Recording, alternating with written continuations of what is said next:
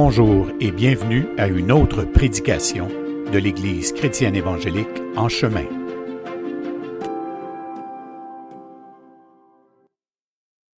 Bon matin tout le monde.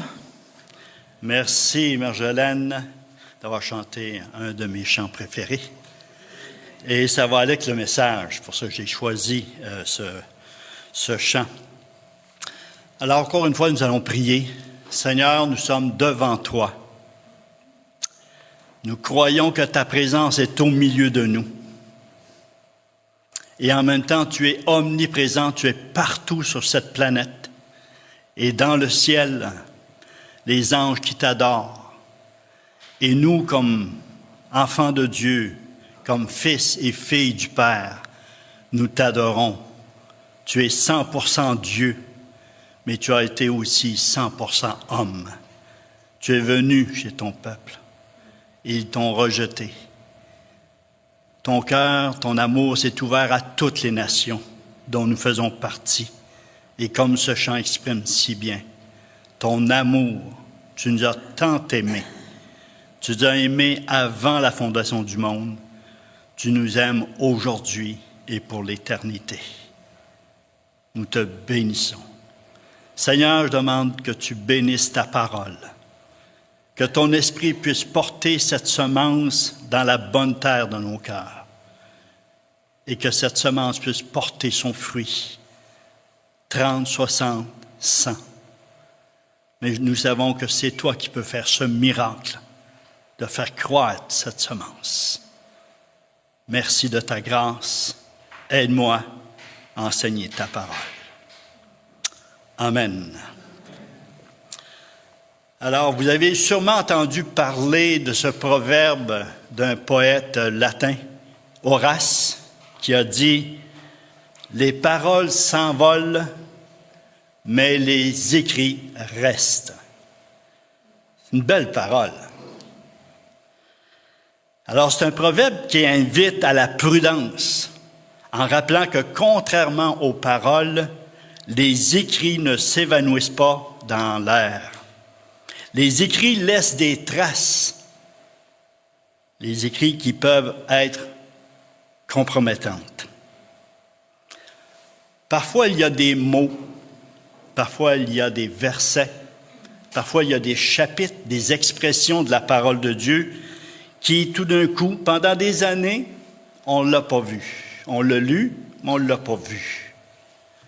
Mais dans la prière ou dans notre lecture, le Saint-Esprit, qui est souverain, qui est Dieu, donne une illumination à ce verset, donne une illumination à cette histoire. Il vient toucher nos cœurs. Et ça, c'est son action, c'est son travail. Et dernièrement, pourtant, j'ai lu maintes fois une expression dans la parole, mais là, ça a capté mon attention. Une expression qui revient 4 fois dans quelques versets, 6 ou 8 versets. Et c'est retiré de lorsque Jésus a été tenté par le diable. Alors, on retrouve la première tentation, là où le diable demande à Jésus de changer les pierres en pain. Et Jésus répond à ce diable, et pourtant, c'est dit que l'Esprit a conduit Jésus dans le désert pour être tenté par le diable. Quand j'ai saisi ça, j'ai dit « Wow! C'est pas le diable qui m'a conduit dans le désert pour me tenter. C'est l'Esprit de Dieu qui nous conduit parfois dans des déserts pour être tentés. Mais nous avons une clé, nous avons un modèle, nous avons un exemple, Jésus-Christ lui-même. Et devant cette première tentation, Jésus répond, « Il est écrit. » Ah! Le diable aussi connaît les Écritures. Tu veux jouer une game avec la parole de Dieu, Jésus? Si tu es fils de Dieu, il est écrit, car il est écrit. Alors le diable prend les Écritures pour répondre à Jésus. Mais Jésus depuis son enfance, qui est exposé aux Écritures, qui entend les Écritures, qui va à la synagogue, qui va aussi au temple, ainsi de suite. Il connaît les Écritures, alors il répond à Satan. Un petit mot. Il est aussi écrit. Et le diable revient, ne lâche pas. Il continue pour le tenter une dernière fois. Et qu'est-ce que Jésus dit? Car il est écrit. Parce qu'il lui a offert tous les royaumes de la terre qui lui a été donnés. Si tu te prosternes et si tu m'adores, je te donne tous ces royaumes et leur gloire. On voit ça dans Luc. Et Jésus répond, car il est écrit.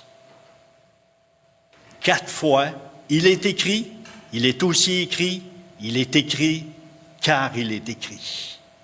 Les Écritures sont très importantes. Parfois, on peut dire, je sens, j'ai un feeling. Oui, ça peut être vrai, ça peut jouer des tours. Mais il est écrit, c'est ce qui renverse, qui peut renverser le diable dans ses tentations. Aujourd'hui, il suffit d'aller dans une librairie, d'aller dans une bibliothèque et de constater quoi? Il y en a combien d'écrits? Des livres à profusion en abondance. Il y a des livres en quantité industrielle. Et certains auteurs ont écrit des paroles dans leurs livres en disant « Dieu n'existe pas ». Tandis que d'autres auteurs qui ont écrit leurs livres vont dire « Il y a plusieurs dieux ». Qui dit vrai?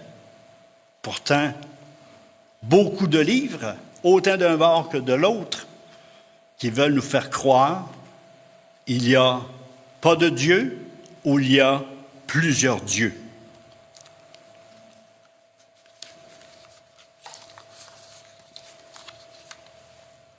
Encore une fois, on se rappelle, les paroles s'envolent, mais les écrits restent.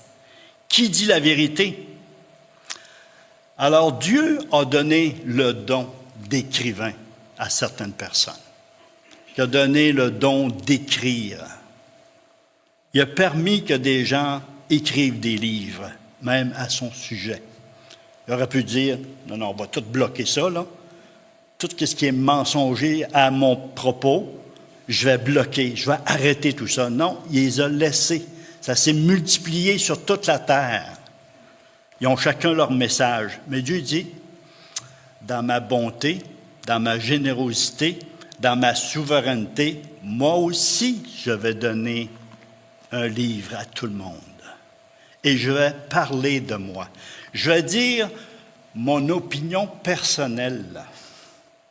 J'ai écrit ou j'ai fait écrire par les prophètes, par les écrivains sacrés, qu'est-ce que moi je dis sur moi-même? Et on va aller voir que dit Dieu sur lui-même par ses écrits. Et on se rappelle, il est écrit. Une première fois dans Ésaïe 45. Ésaïe 45, je me suis acheté une nouvelle Bible parce que j'avais de la misère à lire dans mon autre. C'était tellement faible. Quand on vieillit, les yeux aussi vieillissent. Malheureux. Mais un jour, nous aurons des yeux parfaits. Alors, il est écrit, Ésaïe 45, le verset 5 et 6, ainsi que le verset 18, 19, 22 et 23. Il est écrit par le prophète Ésaïe. Alors, 5. « Je suis l'Éternel, et il n'y en a point d'autre. Or, moi, il n'y a point de Dieu. Je t'ai saint avant que tu me connusses. C'est afin que l'on sache du soleil levant, un peu avec le chant, du soleil levant au soleil couchant, que hors moi, il n'y a point de Dieu. Je suis l'Éternel et il n'y en a point d'autre. Et le verset 18-19.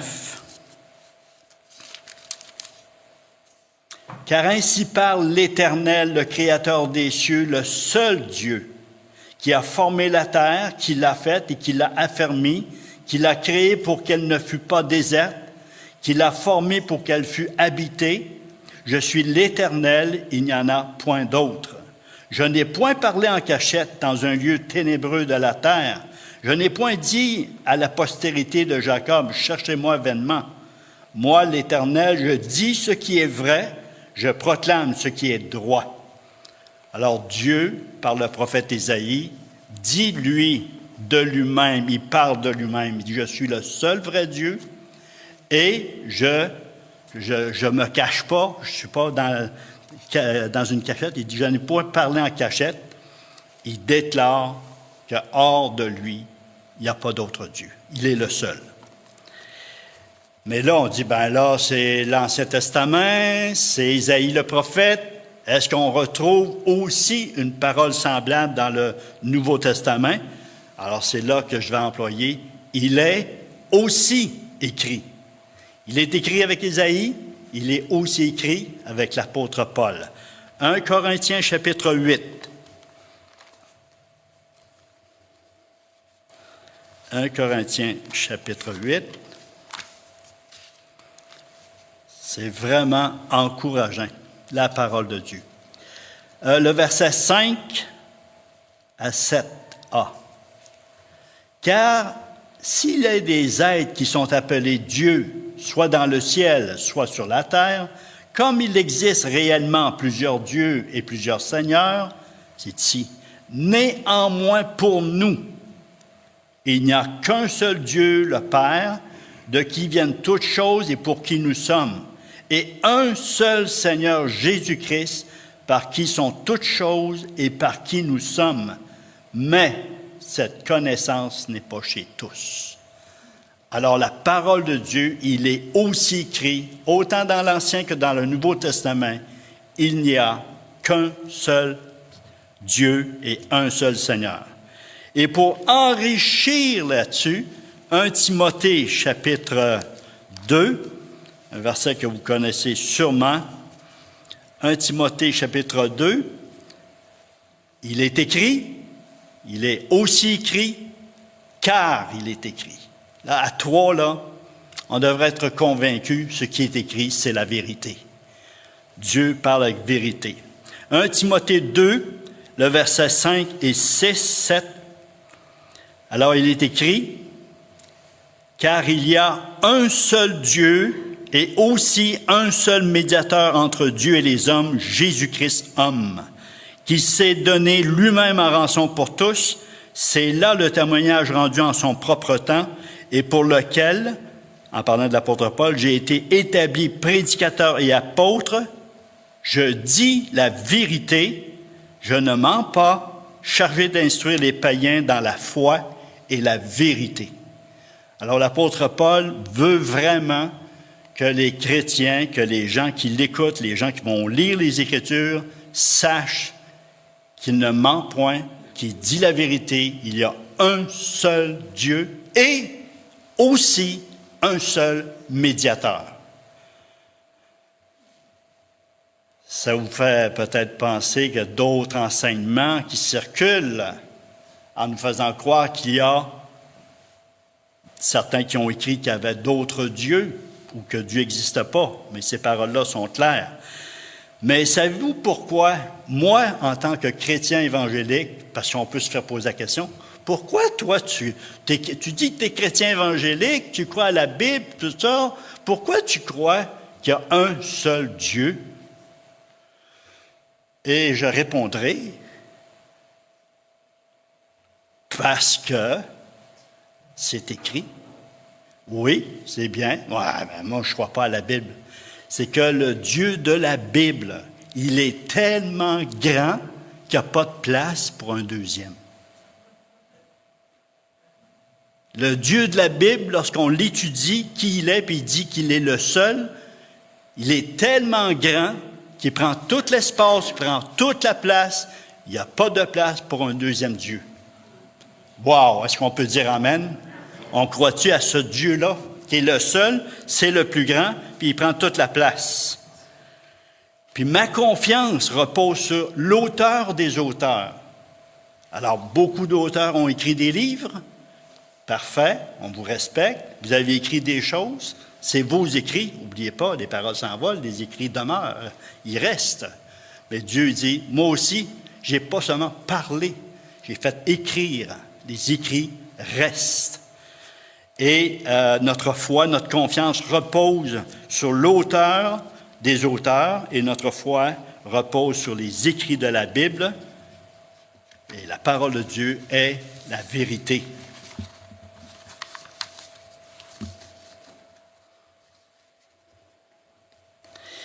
Il est aussi écrit un seul médiateur.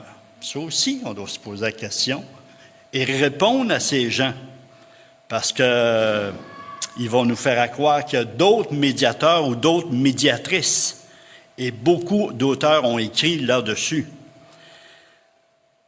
J'ai été enseigné dans mon enfance, et je pense plusieurs parmi vous, on a été enseigné qu'il y avait d'autres médiateurs ou d'autres médiatrices surtout. Et je me souviens de m'avoir mis à genoux. C'est la réunion de la famille, tout le monde à genoux, devant la statue, devant le crucifix. On ouvrait la radio et on récitait le chapelet, le Notre Père, le Je vous salue Marie. Et on était encouragés à prier les morts. C'était notre héritage. Ils nous ont donné qu'est-ce qu'ils connaissaient. Mais en devenant chrétien, lorsque j'ai été exposé, on m'a enseigné ce que la Bible dit par rapport au médiateur. Oh, 1 Timothée 2,5, comme on a dit, un seul médiateur entre Dieu et les hommes, Jésus-Christ, homme, qui s'est donné lui-même pour nous. Et je me suis posé la question, pourquoi, Michel, crois-tu qu'il y a un seul médiateur? Oui, il est écrit. Première base, premier fondement, c'est écrit. Deuxièmement, c'est la première fois cette semaine que j'ai fait le lien. Il y a un seul Dieu et aussi un seul médiateur entre Dieu et les hommes, Jésus-Christ, homme, qui s'est donné lui-même pour nous. Connaissez-vous un autre médiateur ou une autre médiatrice qui a donné sa vie pour vous? On n'en connaît aucun. Et en plus, il s'est donné pour nous. Il n'a pas seulement fait ça. Il est mort sur la croix, il a payé le prix de notre rançon. Il est ressuscité. Connaissez-vous un autre médiateur ou médiatrice qui est ressuscité? Et pour ajouter à cela, il a apparu à plusieurs personnes. Oh, là, une petite clochette. Ouais, moi, je connais une médiatrice, elle a apparu. Ah oui, OK. Jésus est mort, ressuscité, apparu pendant 40 jours à des témoins oculaires. Ils ont entendu même des paroles de sa bouche. Ressuscité. Il a apparu.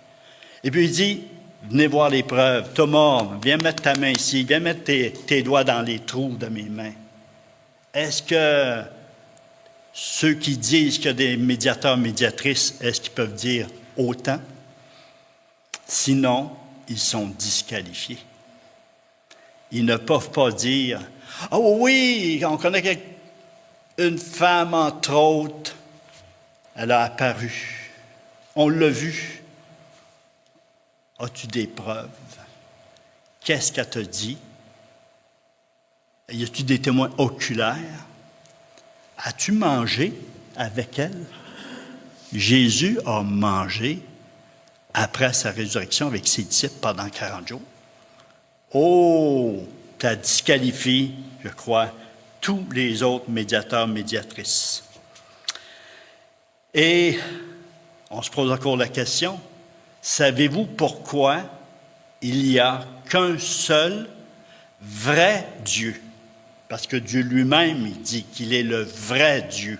C'est lui qui dit la vérité sur lui-même. Puis là, il va encore référer dans Ésaïe en disant « Oui, allez voir les autres dieux. On doit les transporter pour les emmener dans le temple. On doit les aider à marcher. » Dieu dit « Moi, je me déplace tout seul. Je n'ai pas besoin de personne pour me déplacer dans mon temple. Je suis omniprésent. » Et ensuite, il dit « OK. » Est-ce qu'ils parlent? Ils ont une bouche, puis ils ne parlent pas. Ils ont des oreilles, puis ils ne semblent pas entendre les cris de ces adeptes. Dieu dit, « Moi, je parle. » Et une des preuves que Dieu est le seul vrai Dieu, c'est que notre Dieu, il parle. Il peut communiquer. Hébreux chapitre 1, le verset 1 et 2, pour être un vrai Dieu, il faut que ce Dieu parle et que les gens qui adhèrent à la foi dans ce vrai Dieu puissent l'entendre. Alors dans Hébreux chapitre 1 et le verset 1 et 2, un verset extraordinaire, qui dit, après avoir autrefois, et remarquez ici, à plusieurs reprises et de plusieurs manières, parlé à nos pères par les prophètes, Dieu, dans ces derniers temps, nous a parlé par le Fils, qu'il a établi héritier de toutes choses par lequel aussi créé le monde. Alors Dieu parle, Dieu a parlé. Et on a vu un exemple dans le prophète Ésaïe. Ésaïe a parlé de la part de Dieu. Un prophète, c'est un porte-parole de la part de Dieu. Il emmène les paroles de Dieu au peuple. Et Ésaïe, le prophète, a beaucoup reçu de paroles. Et Ésaïe a un livre d'écrit. Le livre du prophète Ésaïe. 66 chapitres. Est-ce qu'il a entendu Dieu un peu? Pour 66 chapitres, il y en a beaucoup de paroles de Dieu. Alors, Ésaïe a entendu la parole de Dieu et il a écrit les paroles qu'il a reçues. Alors, les paroles s'envolent et les écrits restent. Alors, les écrits du prophète Ésaïe sont écrits et puis nous pouvons les consulter, nous pouvons les lire. Et Dieu a parlé à plusieurs prophètes, mais le dernier prophète de l'Ancienne Alliance, c'est le prophète Jean-Baptiste. Jean-Baptiste, le dernier prophète. Est-ce qu'on a un livre de lui? Jean-Baptiste n'a pas écrit de livre. Ah, c'est plate. Les paroles s'envolent, les écrits restent. On n'a pas d'écrit de Jean-Baptiste. Mais la bonne nouvelle, il y en a d'autres qui étaient là, des témoins oculaires, qui ont écrit les paroles que Jean-Baptiste a entendues de Dieu et qui a proclamé lui-même. Et on voit ça dans Jean 1, 29, lorsqu'il dit « Voici l'agneau de Dieu qui ôte le péché du monde. » Toute une parole. Eux ne pouvaient pas dire ça, les autres prophètes. Ils attendaient l'agneau. Mais lui dit « Voici l'agneau de Dieu. » C'est écrit. On n'attend pas un autre agneau. L'agneau de Dieu est arrivé. Et Jean-Baptiste a proclamé, puis d'autres écrivains, Jean, l'évangile de Jean ou l'apôtre Jean, qui a fait écrire cette parole. Mais là, Jean-Baptiste aussi, il a entendu la voix de Dieu. Et ça, c'est une petite découverte de la semaine passée. Moi, j'aime ça. Même après tant d'années. La parole, elle a une profondeur. On n'arrivera jamais à comprendre toute la parole de Dieu. Jean-Baptiste, il a eu un contact avec Dieu, puis Dieu dit, celui sur qui tu verras descendre l'Esprit de Dieu et s'arrêter sur lui, c'est lui qui baptise du Saint-Esprit. Wow! Connaissez-vous quelqu'un d'autre qui a vu le Saint-Esprit? À ma connaissance,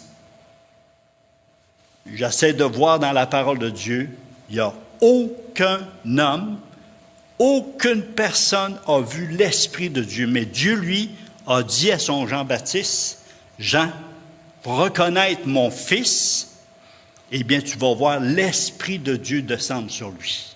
Puis il va même s'arrêter sur lui. » Wow! Toute une parole.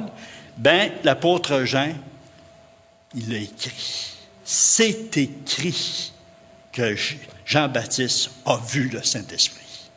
Les autres prophètes ont vu les manifestations de l'Esprit. Un peu comme le vent. On ne voit pas le vent, mais on voit les manifestations du vent. Hein, les feuilles qui vendent, la poussière, et ainsi de suite, quand ils vendent bien fort, les arbres qui font ça. On voit les manifestations du vent. Mais Jean-Baptiste a vu le vent. Moi, je n'ai jamais vu le vent. Est-ce que vous avez vu le vent? Personne n'a vu le vent. Mais lui, si on prend le vent comme c'est le Saint-Esprit, il a vu l'Esprit. Wow! Fait que le Saint-Esprit existe. C'est une personne merveilleuse et glorieuse. Et Jean-Baptiste finit en disant, « J'ai vu l'agneau et j'ai rendu témoignage que Jésus est le Fils de Dieu. » Le verset 34 de Jean 1. Il a confessé que Jésus était le Fils de Dieu. Ça va? Alors, Dieu le Père a parlé au Fils, parce qu'il est dit dans Hébreu, dans les derniers jours, dans les derniers temps, Dieu a parlé par le Fils. Et encore là, est-ce que Jésus a écrit un livre? Il n'a pas écrit un livre, mais des témoins oculaires, comme Jean, Matthieu, Luc, Marc, ont écrit sur Jésus. On a les 4 évangiles, les Écritures, les écrits à propos de Jésus. Merci Seigneur pour ces gens qui ont été écrivains et qui ont écrit, qui nous laissent leurs écrits. Alors Dieu a parlé à travers la bouche de Jésus. Eux, ils ont écrit ce que Jésus a déclaré et il y a beaucoup à dire là-dessus. Mais je reviens au baptême de Jésus. C'est dit que l'Esprit est descendu. Le ciel s'est ouvert, l'Esprit est descendu sur Jésus lorsqu'il s'est fait baptiser, et une voix se fit entendre, c'est la voix du Père, qui dit, « Voici celui-ci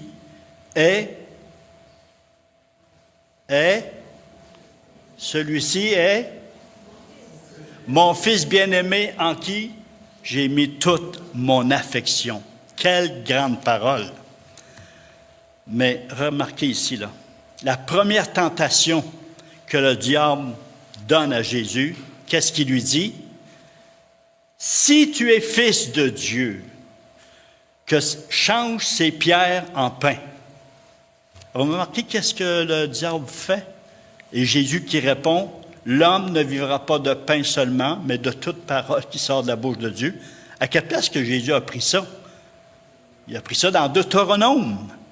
Lui-même connaissait les Écritures, lui-même est habité par les Écritures et il a, devant le diable, cité les Écritures. Mais là, qu'est-ce que le diable fait? Il attaque la parole du Père. À son baptême, le Père dit, « Voici mon Fils bien-aimé en qui j'ai mis toute mon affection. » Lui, le diable riposte en disant, « Si tu es le Fils de Dieu, on veut avoir une autre preuve. Change ces pierres en pain. Là, on va croire que tu es le Fils de Dieu. » Est-ce que Jésus aurait été capable de faire cela? Il a changé quoi? L'eau en vin. il a multiplié les pains pour 10 000 personnes avec 5 pains, 2 poissons. Ou le contraire, 2 pains, 5 poissons.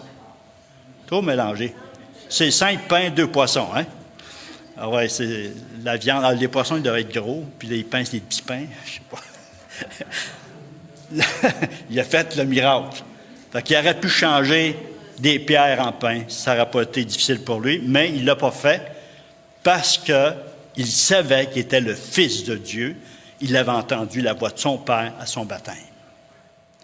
Et c'est là qu'est l'importance de garder les Écritures dans nos cœurs, ce qui est écrit. Et peut-être ça va toucher quelques-uns ici, ou ceux qui nous écoutent, ceux et celles qui nous écoutent. Le diable aime attaquer ton identité. Ta nouvelle identité en Christ est souvent attaquée. Et moi, j'ai pris une décision à un moment donné. Les Écritures me disent, Michel, tu es un pécheur. Nous sommes tous des pécheurs, n'est-ce pas? En Adam, nous sommes condamnés, nous sommes perdus, nous sommes des pécheurs. Mais il est écrit que nous sommes maintenant de nouvelles créatures. Je suis, tu es un fils, une fille du Père. De ne pas se laisser écraser toujours. « Ah, je suis un pauvre pécheur, je suis un pauvre pécheur, je suis une pauvre pécheresse. » J'étais un pécheur. Maintenant, je suis un enfant de Dieu. Et de confesser ce que l'Écriture dit de nous. Et l'ennemi va attaquer. « Ah, si tu es un vrai chrétien, tu ne ferais pas ça. Si tu es un enfant de Dieu, tu prierais plus. Si tu es un serviteur du Seigneur, tu irais à l'Église. » Garde des accusations tout le temps. Non, ce qui est écrit, je le crois, ma foi est sur ce qui est écrit, ce que Dieu a déclaré de nous. Alors, simplement de repousser cela. Alors, Jésus, c'est le Fils de Dieu, c'est le plus grand de tous les prophètes. Il a parlé de la part de Dieu et lui-même n'a pas écrit un livre, mais c'est drôle, les 66 livres de la Bible parlent de lui. J'aime beaucoup Luc 24, le verset 27 et 44. Luc 24, le verset 27, il dit, c'est Jésus qui parle, « Et commençant par Moïse et par tous les prophètes, il leur expliqua dans toutes les Écritures ce qui le concernait. » Et le verset 44, « Puis il leur dit, c'est là ce que je vous disais lorsque j'étais encore avec vous, qu'il fallait que s'accomplisse tout ce qui est écrit de moi dans la loi de Moïse, dans les prophètes et dans les psaumes. » Alors il leur ouvrit l'esprit afin qu'ils comprissent les Écritures. Il fallait que s'accomplisse tout ce qui est écrit de moi. Wow! Toutes les Écritures parlent de Jésus. Toutes les Écritures. Fait que lui, il n'avait pas besoin d'écrire. C'était déjà écrit par les prophètes, par les psaumes, tout ça. Et le Seigneur a permis que d'autres livres s'ajoutent. Vous savez qu'il y a 39 livres dans l'Ancien Testament et il s'est ajouté 27 livres par la suite dans le Nouveau Testament. Alors, on parle de Jésus. Le Père dit, « Voici mon Fils bien-aimé en qui j'ai mis toute mon affection. Écoutez-le. » Alors, de l'écouter, c'est d'écouter sa parole, c'est de lire sa parole, c'est d'entendre sa parole. Et Jésus avait dit dans Jean chapitre 16, le verset 12, il a dit à ses apôtres une parole qui peut troubler un peu. Il dit Jean 16, le verset 12 à 15. Il dit, « J'ai encore beaucoup de choses à vous dire, mais vous ne pouvez pas les porter maintenant. Quand le Consolateur sera venu, l'Esprit de vérité, il vous conduira dans toute la vérité. Il ne parlera pas de lui-même, mais il dira tout ce qu'il aura entendu et vous annoncera les choses à venir. Ainsi de suite. Alors, Jésus avait beaucoup d'autres choses à dire, mais les apôtres ne pouvaient pas les absorber à ce moment-là. Mais où sont-ils, ces paroles? Toutes ces choses que Jésus avait à dire, sinon tout le Nouveau Testament.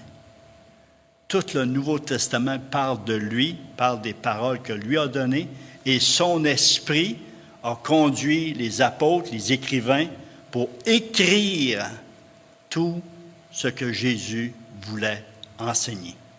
Toutes les épîtres sont écrites à propos de lui. Alors, on prend donc 1 Timothée 4.1, que j'ai déjà mentionné dans l'autre prédication, si vous vous souvenez. L'Esprit dit, dans les derniers jours, les hommes, comment il dit ça? L'Esprit dit expressément que dans les derniers temps, quelques-uns abandonneront et s'attacheront à des esprits séducteurs et des doctrines de démons. Alors, l'Esprit dit. Alors, l'Esprit a parlé, les hommes ont reçu, l'apôtre Paul a entendu et il a fait écrire dans le livre de Timothée. Alors, l'Esprit de Dieu a continué le travail que Jésus devait donner comme parole. Et ça a été tout un... Au début, il n'y avait pas le Nouveau Testament. Ça a pris du temps avant que le Nouveau Testament arrive. Alors, comment qu'on fonctionnait? Bien, 2 Timothée 2.2, l'apôtre Paul va dire à Timothée, tu as entendu... comment il dit ça au début, là? Ce que tu as entendu de moi en présence de beaucoup de témoins, confie-le à des hommes qui soient capables de l'enseigner aussi à d'autres. C'était de bouche à oreille. Paul l'enseignait, maintenant à Timothée, Timothée devait le communiquer à d'autres. C'était tout bouche à oreille. Mais qu'est-ce qu'on disait tantôt au début? Les paroles s'envolent, les écrits restent. Fait qu'un jour, l'apôtre Paul a été emprisonné, il a eu le temps d'écrire ses lettres. L'apôtre Jean, Jacques, Philémon, et ainsi de suite, plusieurs. Philémon, c'est plus l'apôtre Paul qui a écrit, l'apôtre Marc, Luc, les Actes, l'Apocalypse, ainsi de suite. Fait que on a les écrits. Les écrits restent. Si vous retenez seulement ça, ça va être parfait. Ce qui est écrit. Parce qu'aujourd'hui, il y a des soi-disant prophètes, et aujourd'hui, avec l'Internet, ça circule énormément.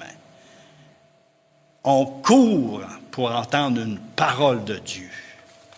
Elle est là, la parole de Dieu. Elle est écrite. On n'a pas besoin de plus. Elle est suffisante. Et je reviens avec Matthieu 4.4 qui dit quoi? L'homme ne vivra pas de pain seulement. Est-ce que c'est vrai? Hein? On a besoin de manger pour vivre, pour survivre. Mais il dit, l'homme ne vivra pas de pain seulement, mais de toute parole qui sort de la bouche de Dieu. Et qu'est-ce qui se passe lorsque des paroles qui sortent de la bouche de Dieu puis qui atteignent ton cœur? C'est la vie. La parole de Dieu te donne la vie. Comme le pain, la viande, tu manges, te donne la vie à ton corps, bien, ton âme, ton esprit a besoin de la parole de Dieu. Et même cette parole que tu entends peut aussi avoir un effet sur ton corps. Alors, c'est vraiment une grâce de Dieu que nous avons d'entendre la parole de Dieu. Et la parole de Dieu continue.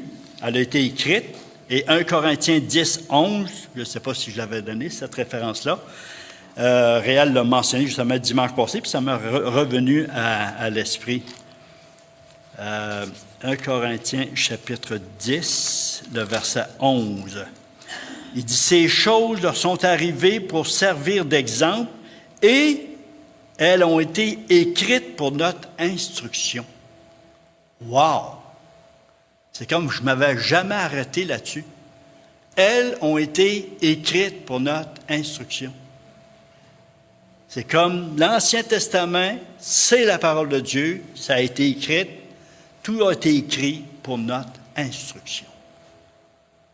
Premièrement, pour connaître Dieu. Deuxièmement, connaître davantage Jésus, parce que toute la parole parle du Seigneur Jésus, et de tous les sujets. Et aujourd'hui, bien, on veut essayer de passer toutes sortes de philosophies, toutes sortes de pensées en dehors des Écritures. Je prends un exemple. Je ne vise pas personne. Un exemple. Aujourd'hui, on n'a pas besoin de se marier. Les chrétiens, on n'a pas besoin de se marier. Juste à côté, ça va être correct. Puis là, on essaie de se convaincre. On essaie de trouver des personnes qui vont appuyer ça. Mais qu'est-ce qu'il est écrit? Que le mariage soit honoré par tous. Pas d'exception. Ouais, mais mon cas n'est pas pareil. Si tu me connaissais, que le mariage soit honoré par tous. C'est qu'est-ce qui est écrit. Alors, il faut revenir aux Écritures. Et l'apôtre Paul faisait la même chose. Il dit, l'Évangile que je vous ai annoncé, selon les Écritures. Vous avez été pardonnés de vos péchés selon les Écritures. Jésus-Christ est ressuscité selon les Écritures. C'était toujours selon les Écritures. S'il y a quelqu'un qui aurait pu dire, regarde, mes paroles, c'est correct. Non. Même l'apôtre Paul fouillait les Écritures, connaissait les Écritures, revenait aux Écritures, puis dit, je vais vous donner les Écritures. Des fois, on parle avec des gens, tout ça. Ouais, mais toi, Louise, là, qu'est-ce que tu en penses, vraiment? Non. C'est pas qu'est-ce que j'en pense. Qu'est-ce que les Écritures disent? Moi, là, ce que j'en pense, ça vaut ce que ça vaut. Mais je vais te dire ce que les Écritures disent, puis fais-en qu'est-ce que tu veux après. Tu n'auras pas affaire avec moi, tu auras affaire avec le Dieu de la Bible, ce qui est écrit, ce qui était aussi écrit. Des fois, on peut parler avec d'autres chrétiens, d'autres dénominations. Ouais, tu sais, c'est écrit ça, là. Ouais, mais il est aussi écrit. Moi, je l'appelle la vraie école biblique. C'est celle-là. Il est écrit, il est aussi écrit, car il est écrit. Si on a ces trois-là, là, on est ferré pour rencontrer n'importe qui. C'est écrit. C'est pour ça qu'on est appelé à l'écrire, à lire la parole de Dieu régulièrement. Là, bien, quand on vieillit, on perd la mémoire. Hein? Ça, c'est bien triste. Mais la bonne nouvelle, on a le Saint-Esprit qui ne perd pas la mémoire. Moi, j'ai vu des fois, ma mémoire faisait défaut. Oups! Le Saint-Esprit faisait monter un verset, c'était à propos. Il est écrit. Le Saint-Esprit nous habite. Le Saint-Esprit connaît toutes les Écritures. C'est lui qui les a inspirées et c'est lui qui a choisi les personnes, va dire, écrit de la part de Dieu. Alors, c'est merveilleux, c'est extraordinaire. Je vous encourage de continuer à lire les Écritures, à vous approprier les Écritures, à trouver il est écrit, il est aussi écrit, car il est écrit. Et de jamais oublier, les paroles s'envolent, mais les écrits restent d'autant plus. Les écrits de Dieu demeurent éternellement. Sa parole demeure éternellement. Et je finis avec ce dernier verset qui a été pour moi un verset que j'ai lu, mais je n'ai jamais vu. J'ai dit tantôt, des fois, dans la prière ou dans notre lecture, l'Esprit peut faire monter un verset. Et je n'avais jamais lu celui-là. Puis ce qui m'a étonné de ça, c'est que c'est une parole que Jésus a prononcée après sa résurrection. Quelqu'un qui meurt, qui est ressuscité, qui apparaît, puis qui dit cette parole-là, je pense que c'est un pesant d'or. Je pense qu'elle est très importante. Et c'est Luc 24, 46. Jésus, verset 45, il dit « Alors Jésus leur ouvrit l'esprit afin qu'ils comprissent les Écritures et il leur dit « Ainsi il est écrit. » Wow! Je ne sais pas ce que ça fait chez vous, mais moi, là, Il est écrit, il est aussi écrit, car il est écrit, et après ma résurrection, j'ai pas démordu, j'ai toujours la même chose à vous dire. Ainsi, il est écrit. Fait que qu'on ait l'âge on veut. Ah, je suis rendu à... J'espère qu'on va être capable de dire, même sur notre lit de mort, ainsi il est écrit. Dieu m'a tant aimé. Dieu m'a pardonné. C'est écrit, je suis son enfant. C'est écrit, je suis une nouvelle créature. Il a créé une nouvelle terre, un nouveau ciel, dont je vais habiter avec lui éternellement. Il est écrit, mais là, ainsi, il est écrit que le Christ souffrirait, qu'il ressusciterait des morts le 3e jour et que la repentance et le pardon des péchés seraient prêchés en son nom à toutes les nations, en commençant par Jérusalem.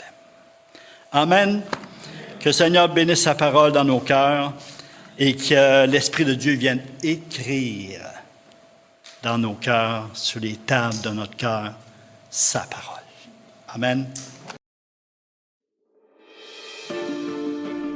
Pour toute information, n'hésitez pas à communiquer avec nous à info@église-en-chemin.com.